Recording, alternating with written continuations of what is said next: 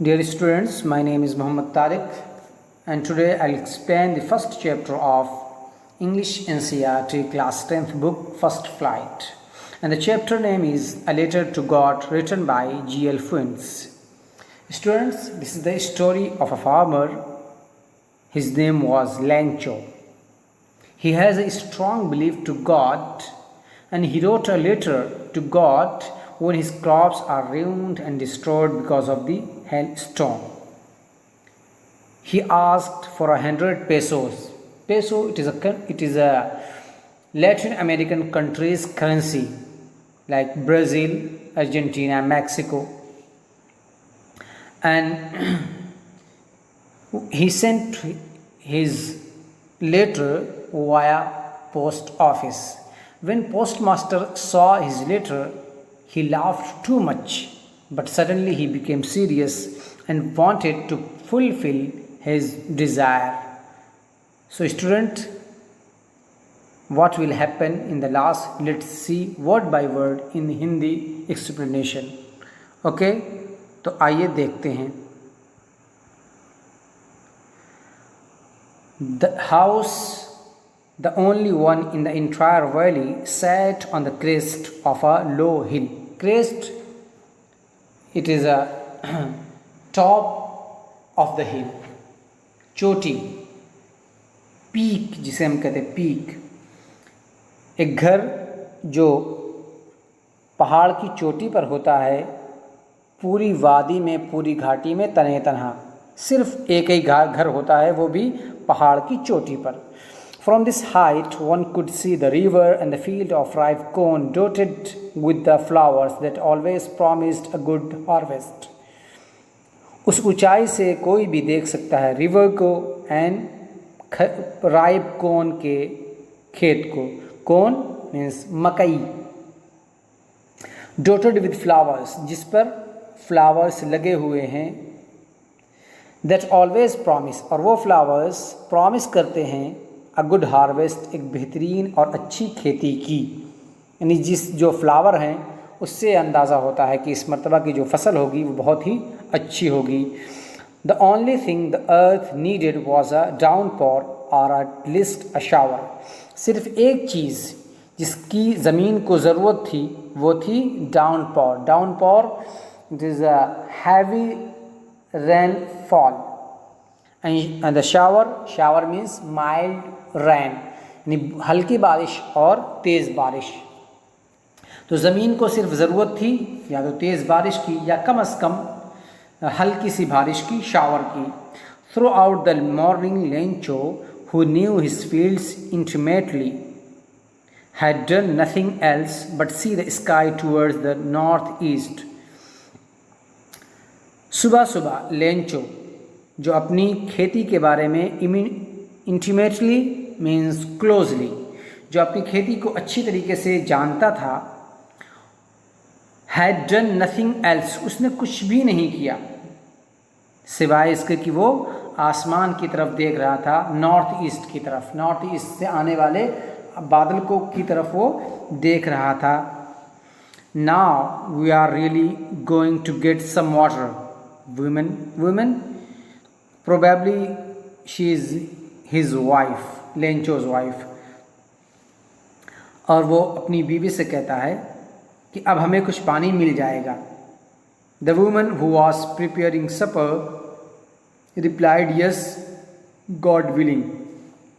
औरत जो कि खाना तैयार कर रही थी, supper, it is a evening meal and here the meaning of the dinner.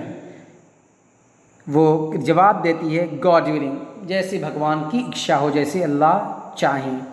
The older boys were working in the field while the smaller ones were playing near the house until the woman called to them all, come for dinner. So dinner बतला रहा है कि ऊपर जो सफ़र गुजरा है उसके माने डिनर ही के, यानी रात का खाना. बड़े लड़के खेत में काम कर रहे थे जबकि छोटे घर के करीब ही खेल रहे थे. तभी औरत ने, उस वीमेन ने उन सबको आवाज़ लगाई, बुलाया. कम फॉर डिनर, डिनर पर आ जाओ, खाने के लिए आ जाओ. It was during the meal that just as Lencho had predicted. Big drop of rain began to fall. ये खाने का दौरानिया ही था, यानी खाना वो लोग खा ही रहे थे। Just as Lencho had predicted, जैसा कि लेंचो ने प्रिडिक्ट किया था। प्रिडिक्ट मीन्स भविष्यवाणी करना, भविष्य के बारे में कुछ बतलाना।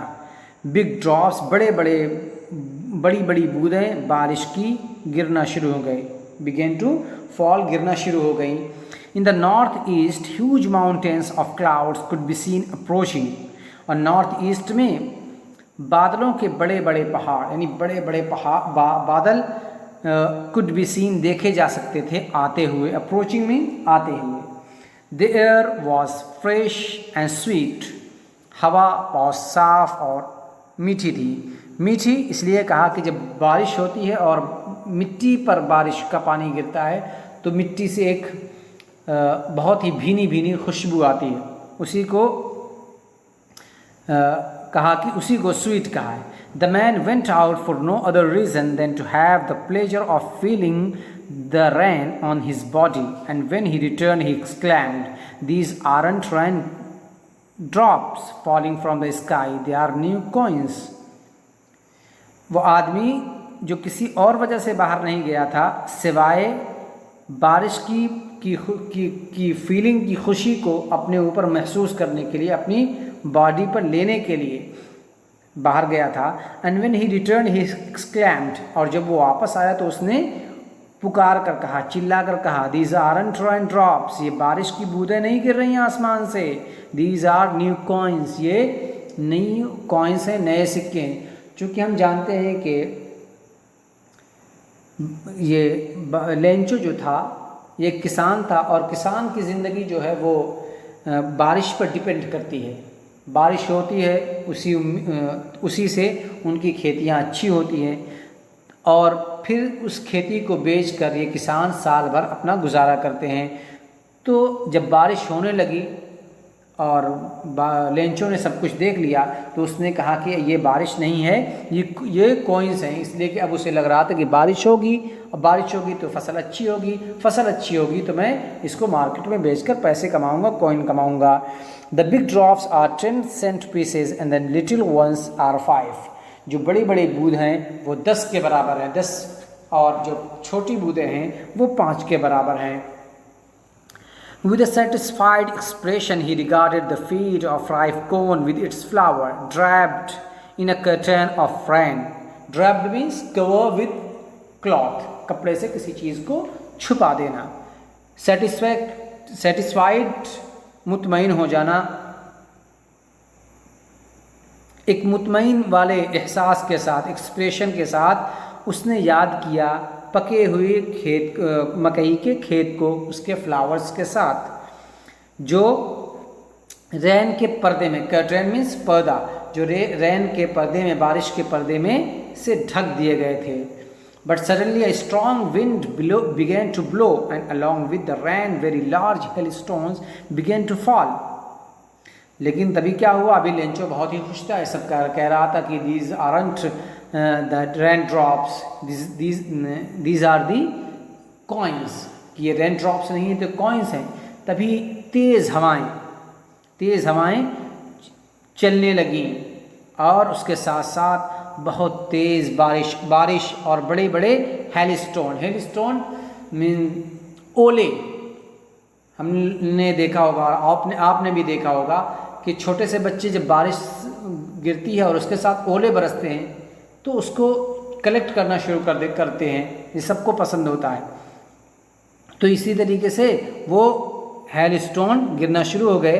These truly did resemble new silver coins, और ये तो हकीकतन कैसे थे, रिजेंबल मतलब जैसा होना, किसी के मिसल होना, न्यू सिल्वर कॉइन्स के, ये तो चांदी के सिक्के नए नए लग रहे थे। The boys exposing themselves to the rain out to collect the frozen pearls. जैसा कि सारे बच्चों की आदत होती है, इसके लेंचो के बच्चे भी बाहर गए, दौड़कर बारिश में गए, किसको, उस जमे हुए मोती को इकट्ठा करने के लिए। It's really getting bad now exclaimed the man. उस आदमी ने कहा, लेंचो ने चिल्लाया, उसने पुकार कर कहा कि अब तो बहुत बुरा हो रहा है, ये हकीकतन बहुत बुरा हो रहा है। I hope it passes quickly, मैं उम्मीद करता हूँ कि ये बहुत जल्दी गुजर जाएगा। It did not pass quickly, लेकिन वो तो पास हुआ ही नहीं, क्विकली नहीं पास हुआ जल्दी से। For an hour the hail rained on the house, the garden, the hillside, the cornfield, on the whole valley. क्या हुआ कि 1 घंटे तक, तकरीबन 1 घंटे तक ये बारिश जो थी वो और ओले जो थे वो पड़ते रहे। कहाँ? घरों पर और गार्डन में, ही पहाड़ों की तरफ, पहाड़ों पर और खेत, मकई के खेत में, और तब पूरी वादी में पानी ही पानी हो गया। The field was white as it covered with salt, और खेती जो थी वो बिल्कुल सफ़ेद हो गई, वाइट हो गई, जैसा कि लग रहा था उसको नमक से ढांक दिया गया हो। इस तरीके की पूरी खेती सफ़ेद सफ़ेद हो गई। Not a leaf remained on the trees, दरख्तों पर एक भी पत्ता नहीं बचा। जैसे कि आप इन तस्वीरों में देख सकते हैं कि जो तस्वीर बनी है, यहाँ कुछ दरख्तों की तस्वीर है, लेकिन उस पर कोई भी पत्ता नहीं है, सिर्फ डालियाँ हैं, डाली। The corn was totally destroyed, मकई पूरी तरीके से बर्बाद हो चुकी थी। डिस्ट्रॉय मीन्स बर्बाद होना, फना हो जाना, ख़त्म हो जाना। The flowers were gone from the plants, और फ्लावर्स जो थे वो प्लांट से गिर चुके थे, जा चुके थे। Lencho soul was filled with sadness, Lencho की आत्मा, उसका मन वो बिल्कुल दुखी था, दुख से भरा हुआ था, भर गया था। When the storm has passed, जब ये तूफ़ान गुजर गया, he stood in the middle of the field and said to his sons, a plague of locusts would have left more than this. जब तूफ़ान गुजर गया तो वो खेत के बीचों बीच मिडिल में खड़ा हुआ और उसने अपने लड़कों से कहा, अ plague of locust, locust it is the insects that fly in the group and destroy crops. ये एक इंसेक्ट्स है, कीड़ा है, जब भी खेतियों पर, किसी भी खेती पर बैठता है, झुंड में और ग्रुप में ये सब उड़ते हैं, जबकि भी किसी खेती पर बैठते हैं तो पूरी खेती को तबाह बर्बाद कर देते हैं। तो लोकस्ट, इसका उर्दू, इसको टिड्डी बोलते हैं।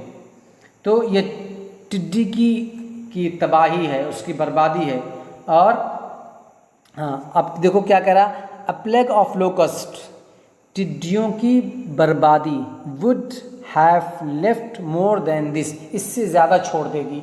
यानी अगर टिड्डी दल आते और वो इन खेतियों पर बैठते तो वो इतना बर्बाद नहीं करते जितना कि इस बारिश ने बर्बाद कर दिया। The hail has left nothing, hail ने, बारिश ने तो कुछ भी नहीं छोड़ा। This year we will have no corn, इस साल तो हमारे पास कुछ भी कॉर्न नहीं होगा, कोई भी फसल नहीं होगी।